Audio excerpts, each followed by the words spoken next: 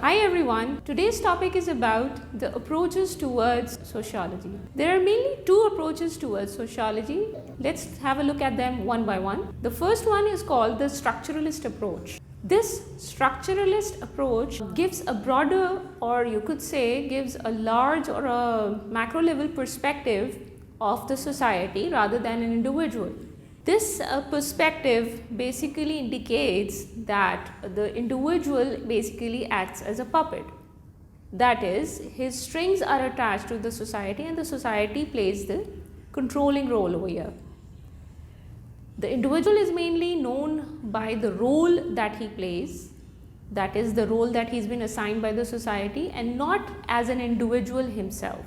In order to understand the structuralist view or approach to sociology, let's have a look at the different suicidal rates in different societies. According to the sociologists, the suicidal rates vary between different societies because every society acts in a different manner in altering the attitudes and behaviors of an individual, hence contributing or leading to different suicidal rates.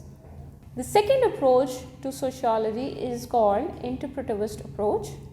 This approach, in contrast to the structuralist approach, looks at a micro level on an individual rather than an institution or a society.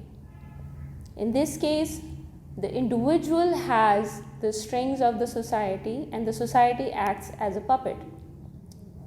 Now let's understand this with the help of an example. For instance, when an individual is born, he is exposed to certain kinds of attitudes and behaviors as he grows up.